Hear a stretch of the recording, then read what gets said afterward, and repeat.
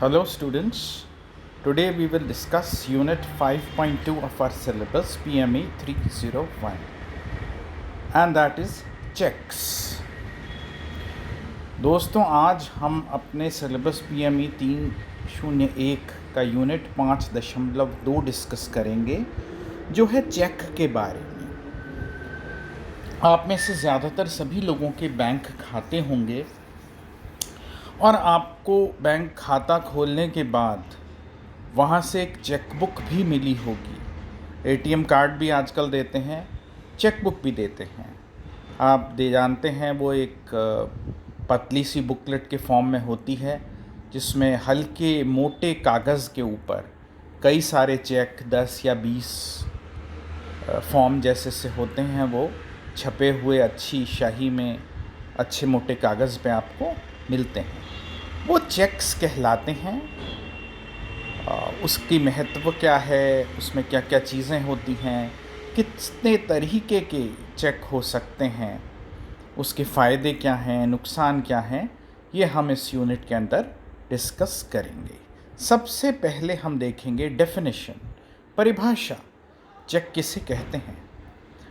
Check is an instrument in writing containing an unconditional order addressed to a banker signed by the person who has deposited money with the banker, requiring him to pay on demand a certain sum of money only to or to the order of certain person or to the bearer of instrument.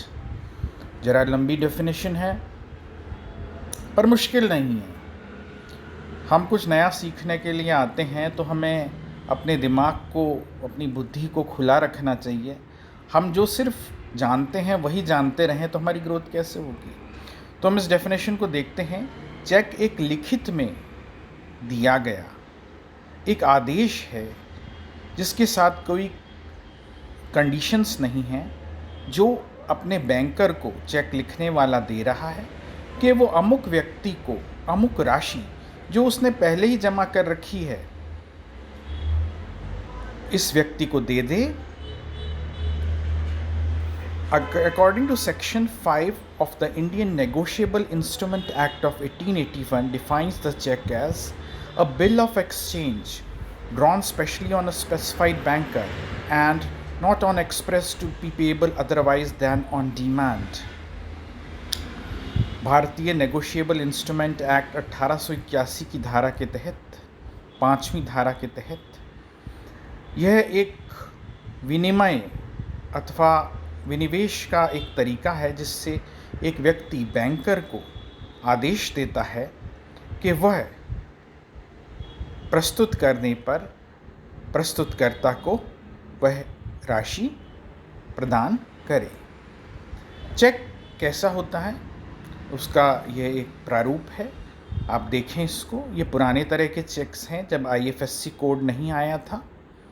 इसके उल्टे हाथ left पे account पे ही लिखा है, यानी इसको हम कहते हैं क्रॉसिंग ऑफ चेक। अब अगर जो हमने उस चेक को क्रॉस कर दिया और अकाउंट पे ही लिख दिया तो कोई व्यक्ति इस बैंक के पास पहुंचता है, ABC बैंक काल्पनिक नाम है, और कहता है मुझे पैसे दो, तो उसको पैसे नहीं मिलेंगे। यह उस व्यक्ति जिसका नाम पे अनिल शर्मा लिखा है, अनिल शर्मा के बैंक खाते में ही पैसा जाएगा। ये पैसा नकद आहरित नहीं किया जा सकता। तारीख लिखी है, राशि लिखी है, साइन है और बैंक का नाम है, चेक का नंबर है आदि। Essentials of cheque. अब चेक किसी भी पन्ने को हम लिख के दे दें तो वो चेक नहीं हो जाता, उसके अंदर कुछ चीज़ें होने की आवश्यकता है। It is an instrument in writing. ये लिखित दस्तावेज है। It must be written in ink. स्याही में लिखा न जाना चाहिए, पेंसिल में नहीं। It must be drawn on particular bank. ये किसी बैंक का द्वारा मुद्रित होना चाहिए। It must not contain any conditions. इसमें कोई कानूनी भाषा के अंदर आप कोई चीज़ जोड़ नहीं सकते कि आप उसमें कोई विषय वस्तु जोड़ दें। ना ना ना, बिल्कुल नहीं। It must be signed by the account holder. जो खाता जारी है वो इसमें अपने सिग्नेचर करेगा, अपने हस्ताक्षर करेगा। It is always payable on demand. जब जिस व्यक्ति के नाम ये चेक लिखा गया है ये बैंक में प्रस्तुत करता है तभी ये दिया जा सकता है, पूर्व में नहीं। It must contain an order to pay a certain amount of money. इसमें कोई राशि लिखी हुई होनी चाहिए, शब्दों के अंदर भी और अक्षर के भी अंदर। A cheque is payable to a specified person only. यह किसी व्यक्ति विशेष के नाम ही दिया जा सकता है। ऐसा नहीं कर सकते हम लिख दें pay anyone who desires money. No, एक व्यक्ति का नाम इसमें अंकित होना चाहिए, चाहे व्यक्ति हो चाहे कंपनी हो। ये है आधुनिक चेक।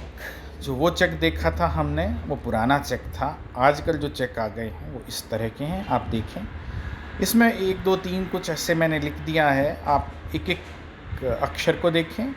एक वो हिस्सा है जहाँ पे क्रॉसिंग ऑफ चेक होगी, जो लेफ़्ट हैंड कॉर्नर है, जिसमें हम 2 धारियाँ बनाएंगे।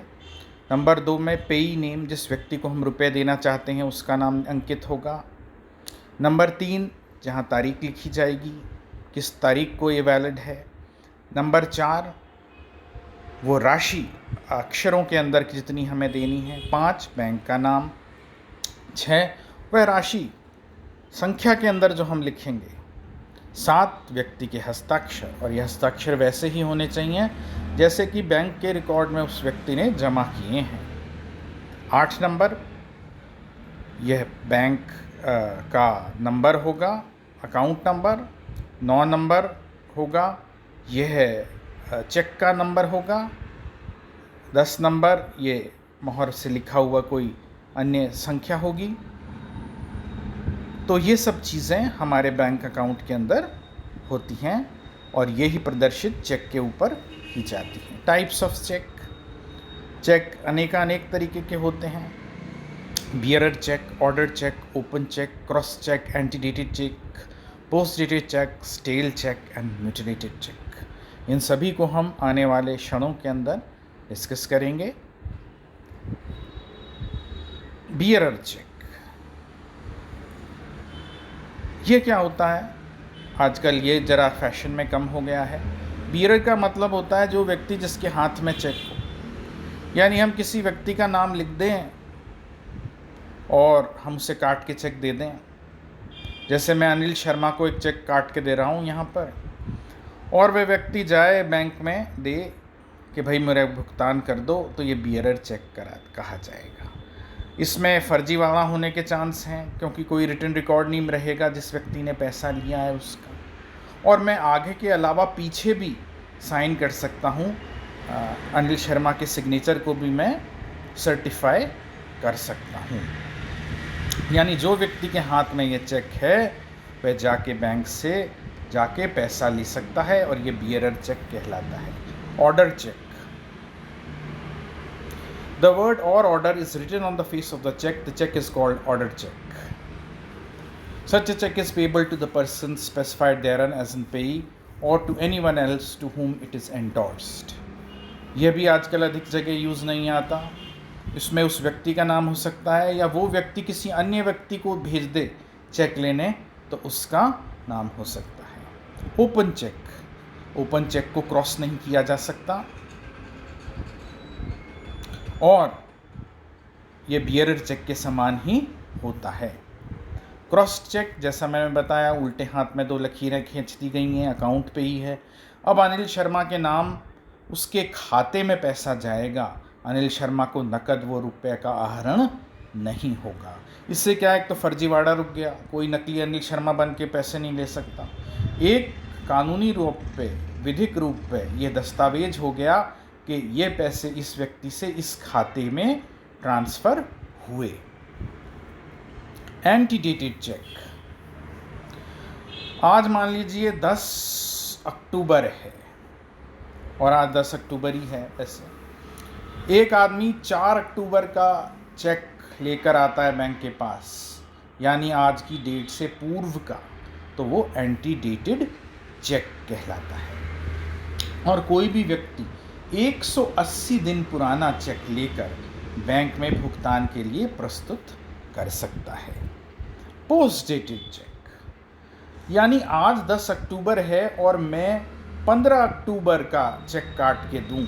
10 अक्टूबर 2020 है, मैं 15 अक्टूबर 2020 का किसी को चेक काट के दूं, अभी या तो मेरे खाते में पैसे नहीं है, आने वाले हैं, या मैं आज देना नहीं चाहता, या कोई और मेरी कंडीशन है, तो वो कहलाता है पोस्ट डेटेड चेक या PDC, यानी आज नहीं, बाद में मैं इसका पेमेंट करूँगा।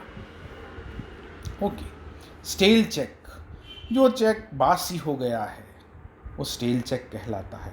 180 दिन से ज़्यादा पुराना चेक है, वो स्टेल चेक हो गया, वो रद्दी हो गया, वो किसी काम का नहीं रहा।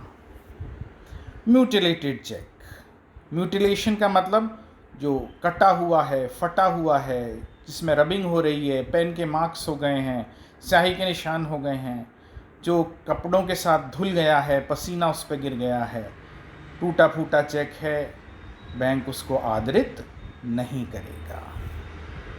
क्रॉसिंग ऑफ चेक, दोनों लाइंस को लेफ्ट हैंड पे कर देना क्रॉसिंग ऑफ चेक कहलाता है। ये बियरर चेक नहीं रहता और इसके द्वारा प्रोटेक्शन मिलता है चेक काटने वाले को। अब एक सवाल आता है, चेक की मुसीबत क्यों भाई हम उठाएं, हम नकदी क्यों ना देते रहें, सारे ट्रांजैक्शन हम नकदी में ही क्यों ना करें, इसके फ़ायदे क्या, इसके नुकसान क्या, ये भी हम डिस्कस करेंगे अभी। भारतीय जो नियम हैं, RBI के नियम हैं, उसके अनुसार 25,000 रुपये से ऊपर के पेमेंट्स प्रेफरेबली चेक के द्वारा, DD के द्वारा, RTGS के द्वारा या अन्य किसी विधा के द्वारा दिए जाने चाहिए। नकद लेन देन से काला धन बढ़ता है, इसलिए इसको अधिक बढ़ाना सरकार नहीं चाहती। तो हम एक तो टैक्स नेट के अंदर आते हैं, दूसरे कन्वीनियंस है, चोरी नहीं हो सकता, सीधे खाते में जाता है, इसकी प्रामाणिकता रहती है। तो ये सब इसके फ़ायदे हैं चेक्स के। और नुकसान क्या है, बेईमानी हो सकती है इसमें, किसी आदमी के खाते में पैसा नहीं है और वो चेक काट दे, जब चेक बैंक में प्रस्तुत होता है पता लगे भाई साहब इस पर पैसा ही नहीं था, इसके साइन ही नहीं मिल रहे, यहाँ इसका कोई खाता ही नहीं है, फर्जी चेक। तो ये इसके कुछ नुकसान हैं। हम आने वाले समय में ड्राफ्ट्स को भी देखेंगे जिसमें इन कुछ समस्याओं को दूर किया गया है। So this was an introduction about cheques. Thank you.